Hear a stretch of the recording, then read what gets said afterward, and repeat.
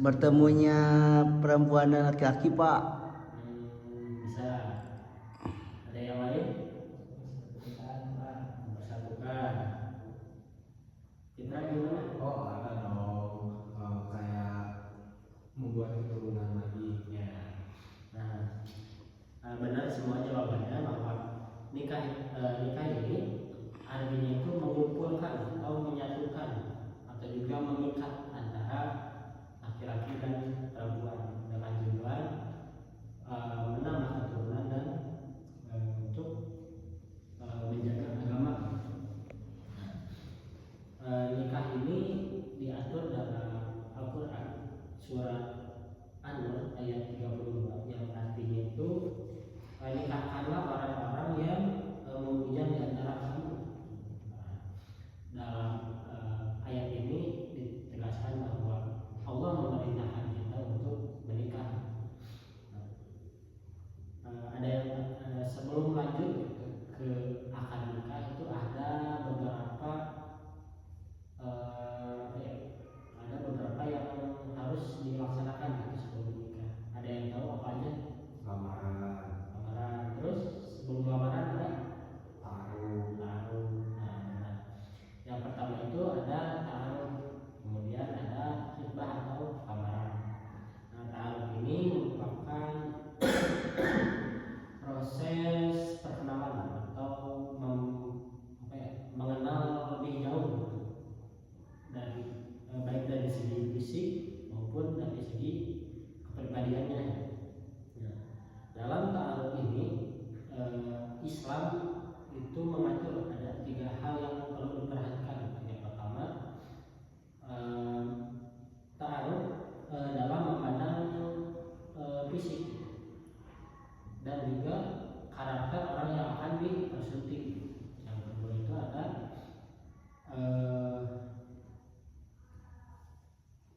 ketika taruh itu tidak membicarakan hal-hal yang buruk, tetapi lebih ke memfokuskan percakapannya kepada pernikahan. Yang ketiga itu ketika taruh itu tidak boleh berduaan, tetapi harus didampingi oleh mahramnya, yaitu oleh orang tuanya maupun saudaranya. Nah, kemudian setelah taruh itu dilaksanakanlah khitbah. Nah, khitbah ini berasal dari kata khotbah yakhtibu khitbatan, artinya lamaran. Ada juga yang berpendapat bahwa khitbah ini berasal dari kata khotbah yang menghasilkan kata al-khitbu, yaitu al-khatbu, yaitu singkat, sesuatu yang singkat, padat dan jelas. Kemudian dari kata khotbah ini juga menghasilkan kata al-khitbu yang artinya itu kayu bakar. Nah, ada yang tahu sifat kayu bakar itu gimana? Mudah terbakar. Nah, Hitam. bakar ini sifatnya mudah terbakar. Oleh apa terbakarnya? Api. Nah, oleh karena itu orang yang dalam fase khitbah ini mudah terkena serangan atau godaan oleh makhluk yang diciptakan oleh api, yaitu Iblis. Setan.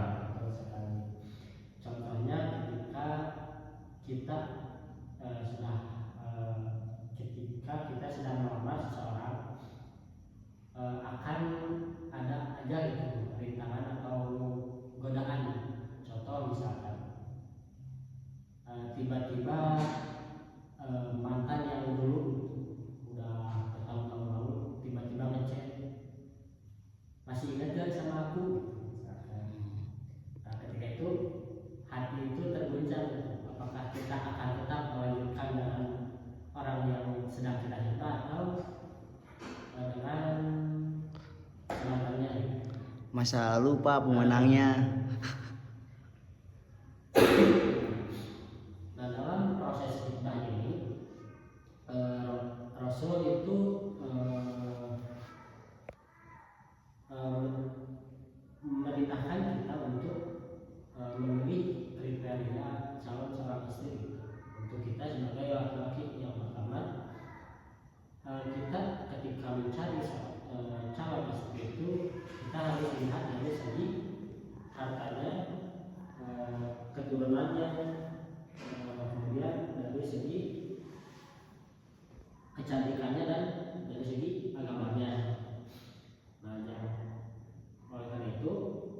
kita jangan apa ya, Rasul ini lebih menekankan kita untuk mencari calon istri apa sih, dari segi agamanya.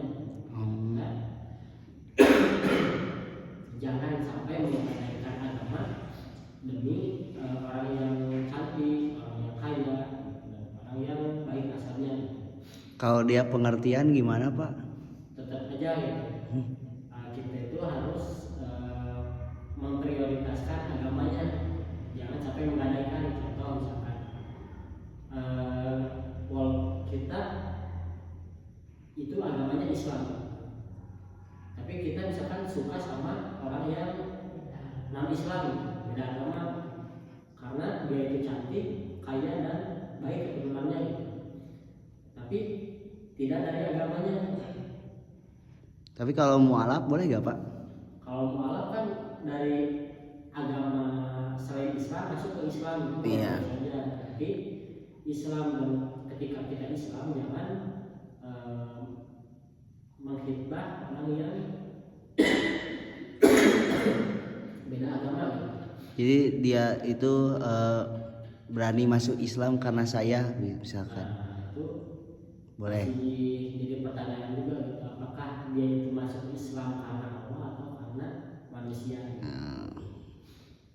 Kemudian dalam setelah hikmah itu lanjut ke pernikahan. Nah, dalam pernikahan ini terdapat rukun-rukunnya. Yang pertama, adanya pengantin laki-laki. Kedua, adanya pengantin perempuan. Jadi harus beda jenis.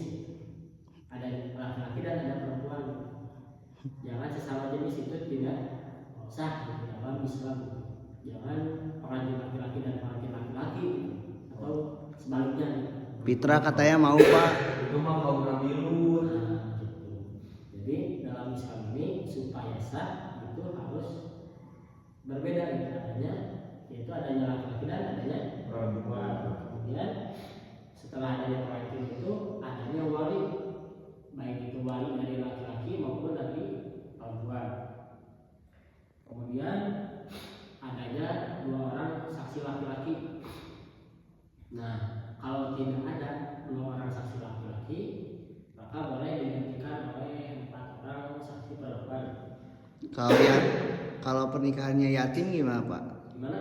Kalau ceweknya yatim misalkan. Nah, untuk wali ini tidak harus orang tuanya, terutama tadi misalkan orang yang yatim piatu gitu, tidak punya orang tua, anak yang misalkan dibesarkan di panti asuhan gitu. Ya. Nah, yang mengurus panti asuhan itu, panti asuhan itu bisa menjadi walinya. Kemudian adanya ijab kabul, yaitu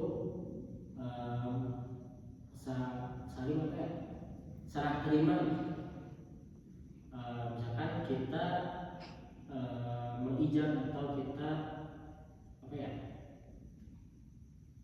misalkan kita itu serah terima gitu. Kita dari pihak perempuan itu menyerahkan anak perempuannya gitu kepada pihak laki-laki, dan kita gitu, sebagai yang menikahinya itu menerimanya gitu. Boleh minta contohnya nggak Pak? 1 orang ke depan nggak apa-apa. Nah, misalkan gini, saya misalkan jadi orang tua misalkan di pihak perempuan gitu. Ketika ijab kabul misalkan saya nikahkan Fitra binti Anu dengan anak saya, dengan siapa binti saya gitu. Nah, itu saya itu menyerahkan anak saya kepada Fitra gitu. Dan Fitra menerima anak saya gitu, sebagai tanggungan hidupnya gitu.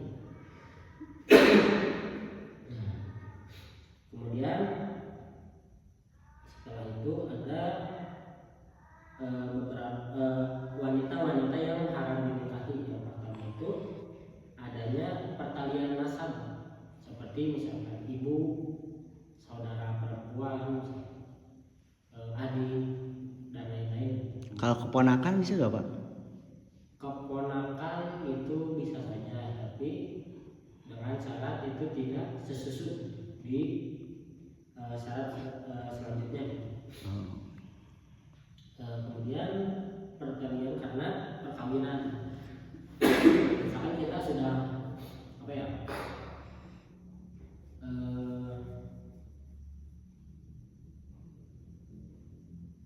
Kemudian itu ada karena sesusu. Nah, karena sesusu ini bukan hanya untuk keluarga, misalkan anak tetangga kita susui misalkan.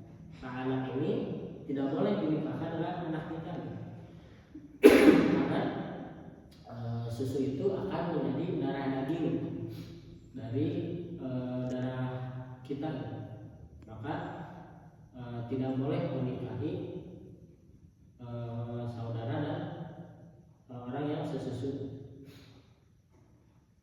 Kemudian ada beberapa yang haram dinikahi. Yang perempuan yang dinikahi yang pertama itu perempuan yang ditalak 3. Nah, ini haram dinikahi sementara. Kemudian perempuan yang dalam masa idah, ketika misalkan baru cerai, tidak boleh langsung dinikahi. Itu harus menunggu dulu apakah dia itu sedang mengandung atau tidak. Masa idahnya berapa lama Pak? Nah, masa idah ini biasanya itu kalau tidak salah kira-kira 2 bulan gitu kalau salah. Kemudian itu perempuan yang musyrik, seperti yang tadi dijelaskan bahwa kita itu tidak boleh, kita itu sebagai umat muslim tidak boleh menikahi wanita selain Islam.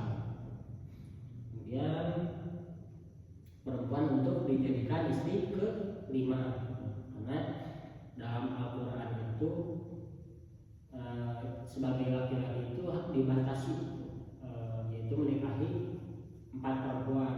Itu juga kalau kita mampu berlaku adil. Mungkin itu saja yang dapat Bapak sampaikan. Sebelum ditutup, ada yang mau ditanyakan terlebih dahulu?